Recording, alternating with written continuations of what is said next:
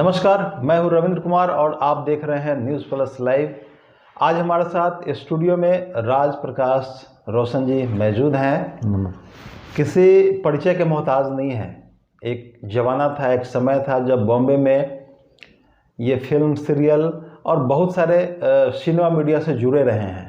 ये अलग बात है कि अभी के दौर में ये पटना आ गए हैं और यहाँ आने के बाद भी चुप नहीं बैठे हुए हैं। यहाँ भी वो सीरियल, फिल्म्स, एल्बम्स, बहुत सारे चीज़ों को कर रहे हैं। तो आइए उनसे मिलते हैं और उनसे बातचीत करते हैं। स्वागत है आपका राज प्रकाश रोशन जी हमारे कार्यक्रम में। जी जी।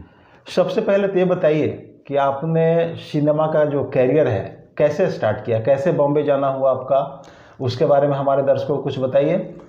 जैसे गांव में हम जहाँ से बिलोंग करते हैं, पुनपुन जगह का नाम है। जी जी। वहाँ बचपन में मैंने रामलीला देखी थी। अच्छा अच्छा।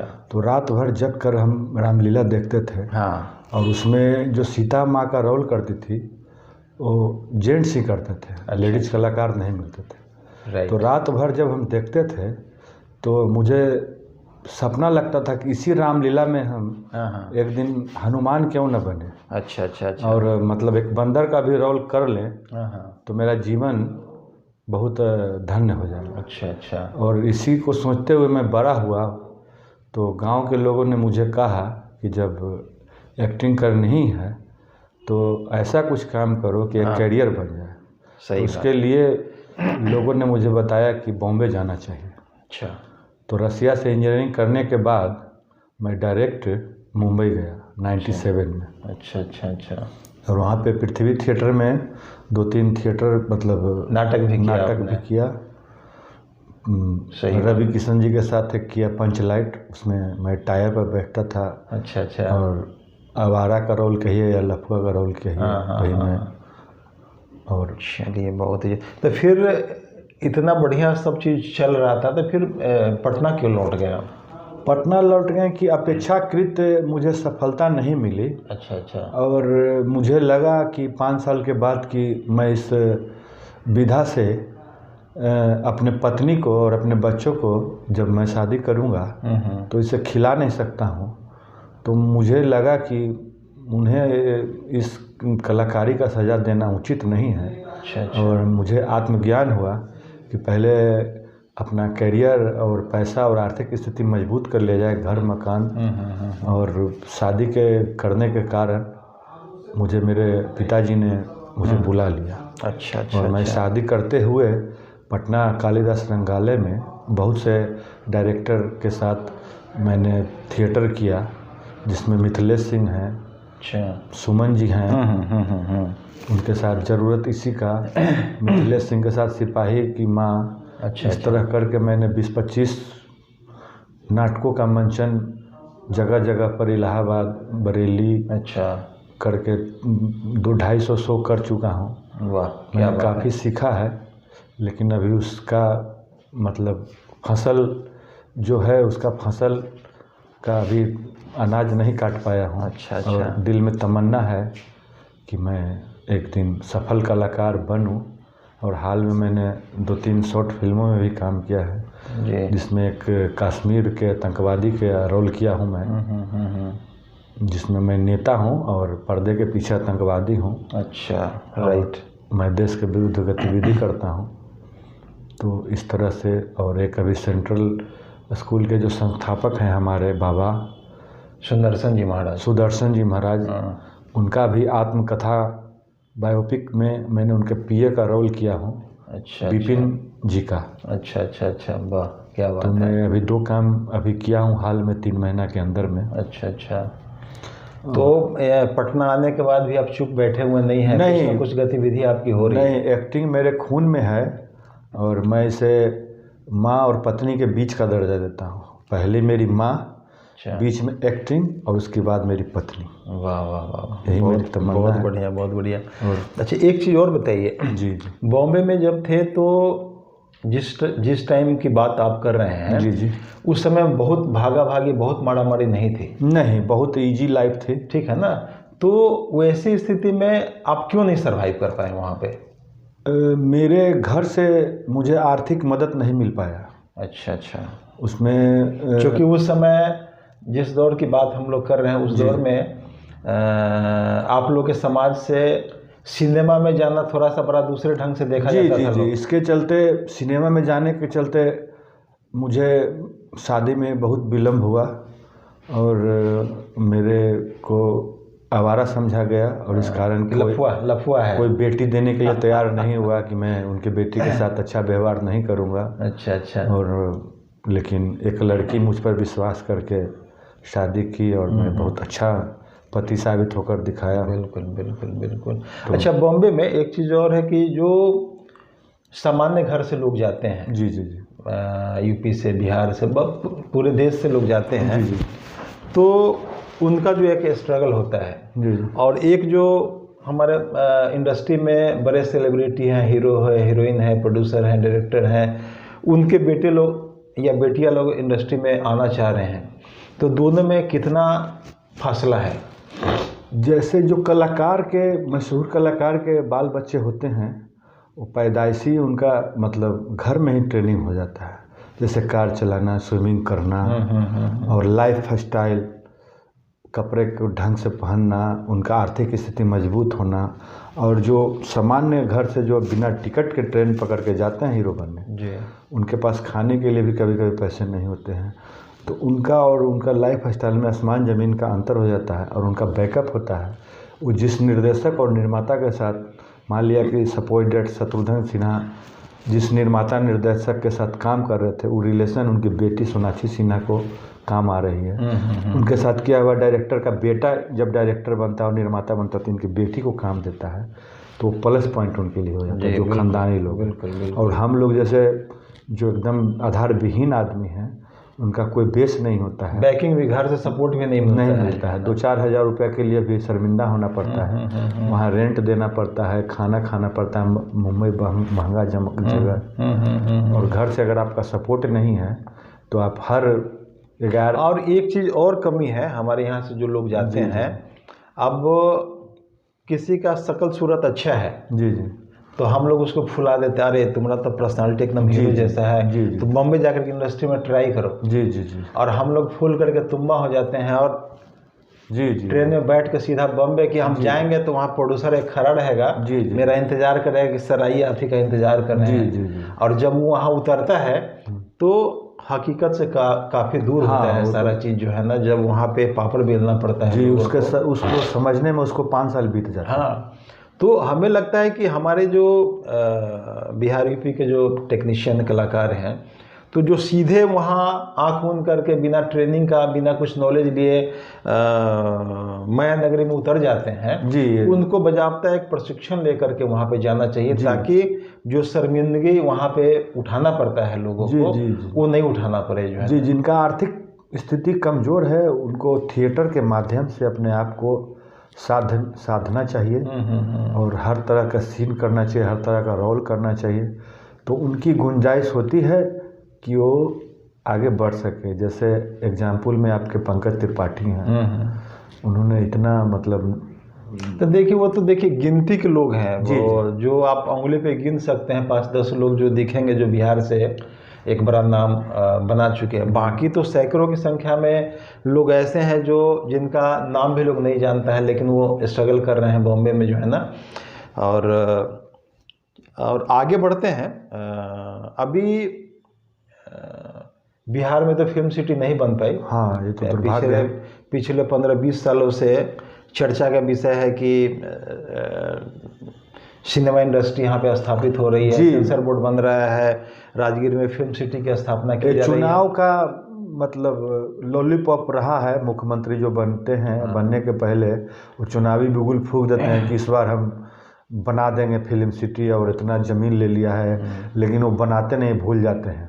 लेकिन इसी बीच में योगी जी ने एक बड़ा अच्छा काम किया है। जी, योगी जी ने तो बहुत, उन्होंने घोषणा कर दिया है कि एक मुंबई से बड़ी फिल्म इंडस्ट्री जी वो यूपी में, नोएडा में बनाने जा रहे हैं। उनकी अगर मंशा साफ रहे तो मुंबई फिल्म इंडस्ट्री पूरी शिफ्ट कर जाएगी यूपी में, नोएडा में।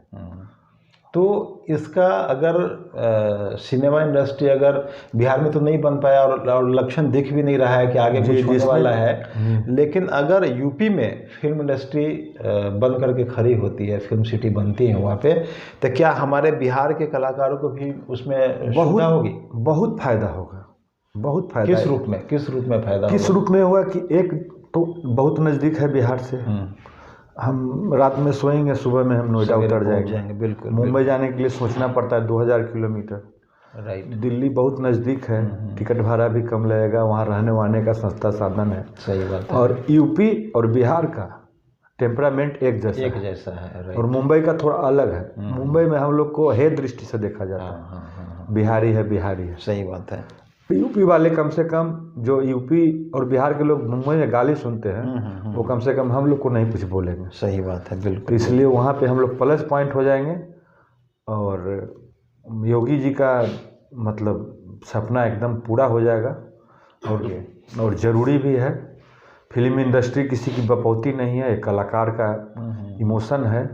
जो कलाकार जहाँ रहेगा। अच्छा, एक चीज़, अभी महाराष्ट्र गवर्नमेंट का भी स्टेटमेंट आया है, सामना में भी बड़ा बड़ा लेख छपा था कि हिम्मत है तो इंडस्ट्री को यहाँ से उठा करके ले जा करके दिखाए।